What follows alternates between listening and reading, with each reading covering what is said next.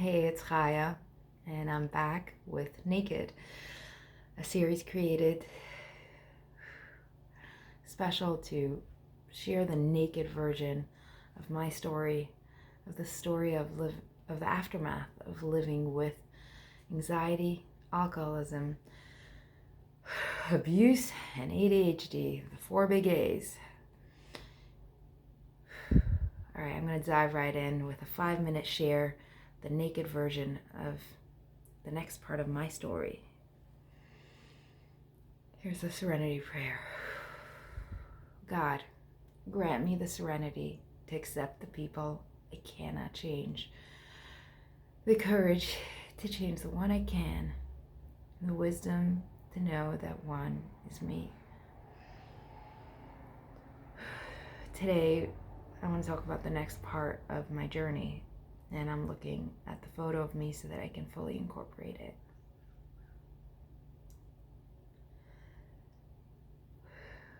I look beautiful in this photo. I barely ever say that about myself, but I do. My hair was done exactly the way I wanted, and my makeup perfect. I look happy, really, really happy. In fact, I should be happy. I got engaged in this photo. Engaged to be married, a girl's biggest dream, and my biggest dream since I was 4 or 5 years old. But I wasn't happy. I was drunk and high, barely functioning but doing my best, smiling at the camera, putting on the bravest front. Earlier that day, a guy that just helped me, a guy that was great, a guy that really saved me during the time my parents told me that they were moving, and during the time I needed to escape. He proposed.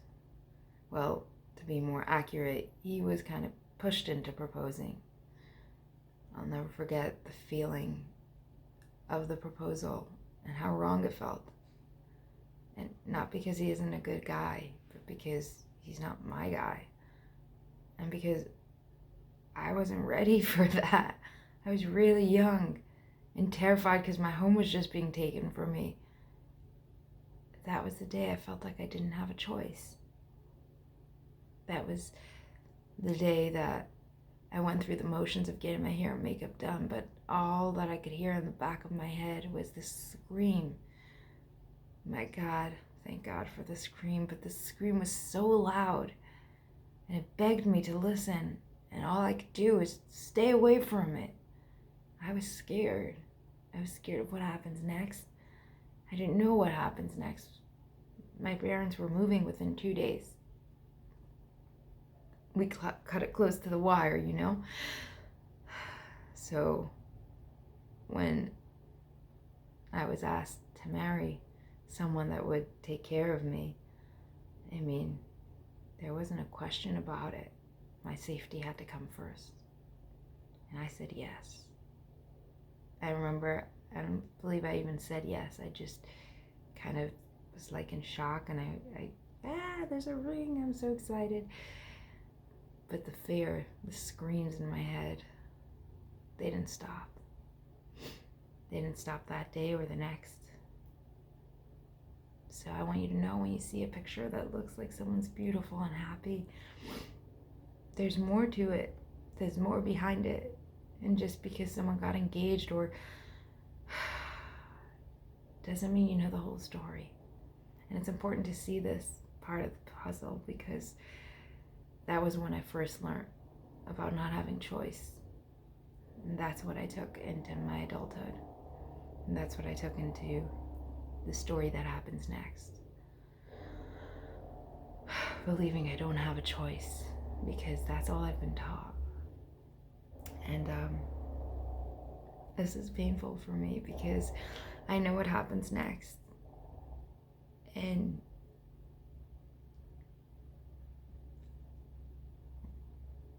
I feel bad.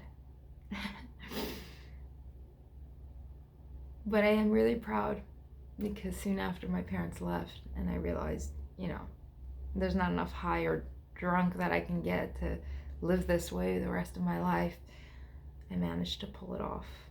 And by doing that, by breaking off, I did train myself a new concept that I would use in the future too, of knowing even when you think you don't have a choice, there still is a choice.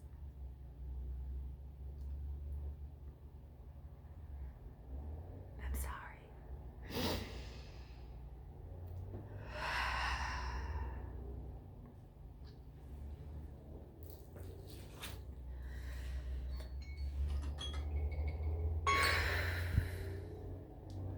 Oof.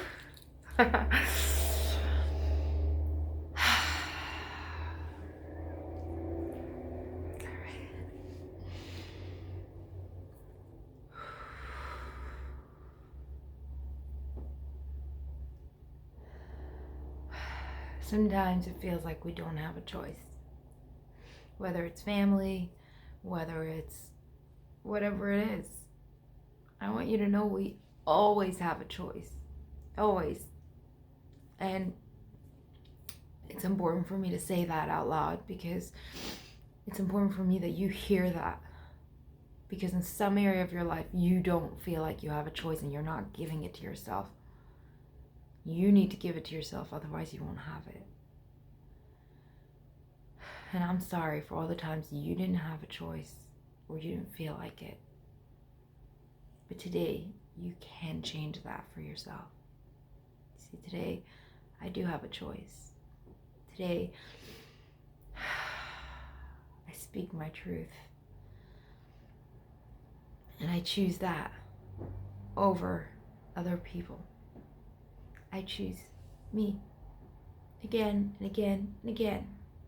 And some people leave, and that's okay. Even though that's one of my biggest fears because of my fear of abandonment. But that's okay. Because I will never leave. I will always be there. I will always choose me. So, I'm sorry if you weren't chosen. And I'm sorry if it's hard to choose you because you feel like you'll lose everyone around you. But I want you to know that when you begin to choose you for real, there will be people that will also choose you for real. And you will accept them because you will know what it's like to feel chosen. On that day, I was chosen, but I didn't feel that way at all. And there are many aspects to the story that obviously we can go for days and years and analyze it all, but that's because I didn't get to choose. I didn't get to choose, so how could I feel chosen?